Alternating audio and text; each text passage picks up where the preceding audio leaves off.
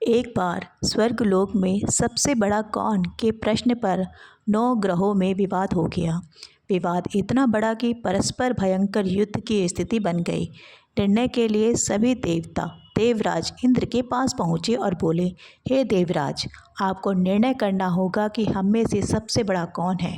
देवताओं का प्रश्न सुनकर देवराज इंद्र उलझन में पड़ गए। इंद्र बोले, मैं इस प्रश्न का उत्तर देने में असमर्थ हूँ। हम सभी पृथ्वीलोक में उज्जैनी नगर में राजा विक्रमादित्य के पास चलते हैं। देवराज इंद्र सहित सभी ग्रह उज्जैनी नगरी पहुँचे।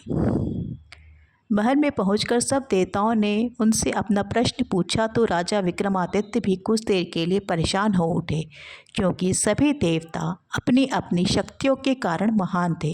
किसी को भी छोटा या बड़ा कह देने से उनके क्रोध के प्रकोप से भयंकर हानि पहुंच सकती थी।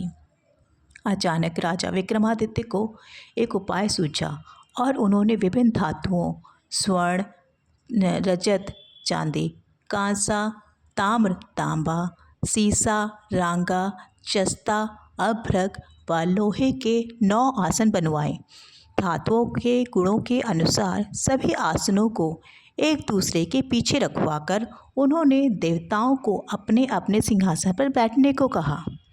देवताओं के बैठने के बाद राजा विक्रमादित्य ने कहा, आपका निर्णय तो स्वयं हो गया। जो सबसे पहले सिंहासन पर विराजमान है वही सबसे बड़ा है। राजा विक्रमादित्य के निर्णय को सुनकर शनि देवता ने सबसे पीछे आसन पर बैठने के कारण अपने को छोटा जानकर क्रोधित होकर कहा, राजा विक्रमादित्य, तुमने मुझसे सबसे पीछे बैठाकर मेरा अपमान किया है। तुमने मेरी शक्तियों से परिचित नहीं हो। मैं तुम्हारा सर्वनाश कर दूंगा। शनि ने कहा, सूर्य एक राशि पर 1 महीने, चंद्रमा 2.25 दिन, मंगल 1.5 महीने, बुध और शुक्र 1 महीने, बृहस्पति 13 महीने रहते हैं। लेकिन मैं किसी राशि पर 7.5 वर्ष 7.5 तक रहता हूँ। बड़े बड़े देवताओं को मैंने अपने प्रकोप से पीड़ित किया है। राम को 7.5 के कारण ही वन में जाकर रहना पड़ा और रावण को 7.5 के कारण ही युद्ध में मृत्यु का शिकार बनना पड़ा। राजा, अब तू भी मेरे प्रकोप से नहीं बचेगा। इसके बाद अन्य ग्रहों के देवता तो प्रसन्नता के साथ चले गए, परंतु शनिदेव बड़े क्रोध के साथ वहाँ से विदा हुए। राजा विक्रमादित्य पहले की तरह ही न्याय करते रहे। उनके राज्य में सभी स्त्री पुरुष बहुत आनंद से जीवन यापन कर रहे थे। कुछ दिन ऐसे ही बीत गए। उधर शनि देवता अपने अपमान को नहीं भूले थे। विक्रमादित्य से बदला लेने के लिए एक दिन शनि देव ने घोड़े के व्यापारी का रूप धारण किया और बहुत से घोड़ों के साथ उज्जैनी नगरी पहुँचे। राजा विक्रमादित्य ने राज्य में किसी घोड़े के व्यापारी के आने का समाचार सुना तो अपने अश्वपाल को कुछ घोड़े खरीदने के लिए भेजा। घोड़े बहुत कीमती थे। अश्वपाल ने जब वापस लौटकर इस संबंध में बताया तो राजा विक्रमादित्य ने स्वयं आकर एक सुंदर व शक्तिशाली घोड़े को पसंद किया। घोड़े की चाल देखने के लिए राजा उस घोड़े पर सवार हुए तो वह घोड़ा बिजली की गति से दौड़ पड़ा। तेजी से दौड़ता घोड़ा राजा को दूर एक जंगल में ले गया। फिर राजा को वहां गिराकर जंगल में कहीं गायब हो गया। राजा अपने नगर को लौटने के लिए जंगल में भटकने लगा, लेकिन उन्हें लौटने का कोई रास्ता नहीं मिला। राजा को भूख प्यास लग गई। बहुत घूमने पर उसे एक चरवाहा मिला। राजा ने उससे पानी मांगा। पानी पीकर राजा ने उस चरवाहे को अपनी अंगूठी दे दी। फिर उससे रास्ता पूछकर वह जंगल से निकलकर पास के नगर में पहुंचा। राजा ने एक सेठ की दुकान पर बैठकर कुछ देर आराम किया। उस सेठ ने राजा से बातचीत की तो राजा ने उसे बताया कि मैं उज्जैनी नगरी से आया हूँ। राजा के कुछ देर दुकान पर बैठने से सेठ जी की बहुत बिक्री हुई। सेठ ने राजा को बहुत भाग्यवान समझा और खुश होकर उसे अपने घर भोजन के लिए ले गया। सेठ के घर में सोने का एक हार खूंटी पर लटका हुआ था। राजा को उस कमरे में छोड़कर सेठ कुछ देर के लिए बाहर गया। तभी एक आश्चर्यजनक घटना घटी। राजा को देखते देखते सोने के उस हार को खूंटी निकल गई।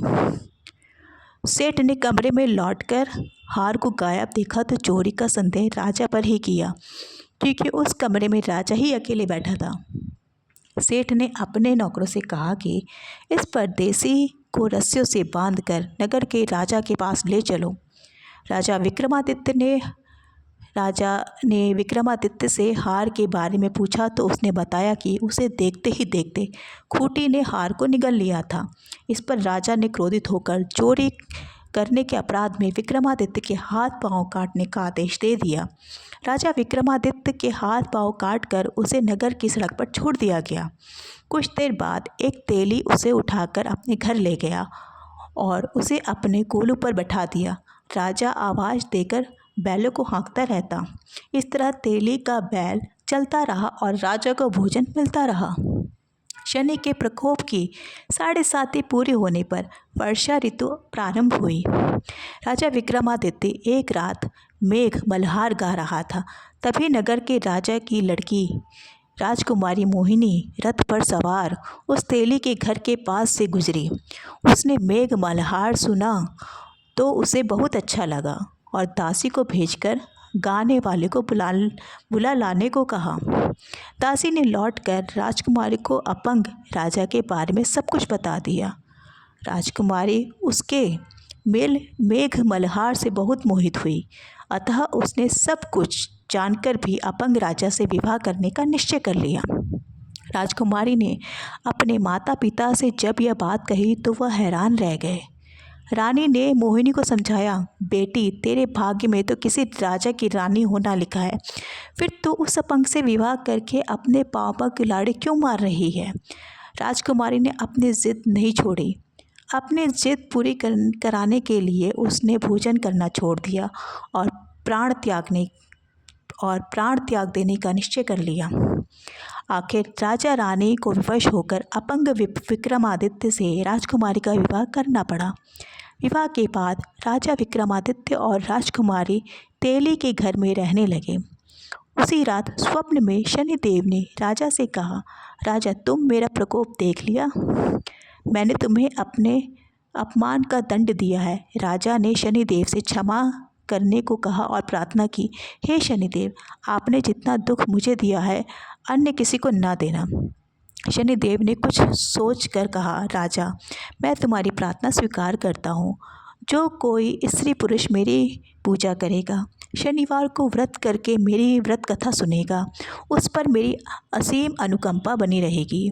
प्रातःकाल राजा विक्रमादित्य की नींद खुली तो अपने हाथ पैर देखकर राजा को बहुत खुशी हुई।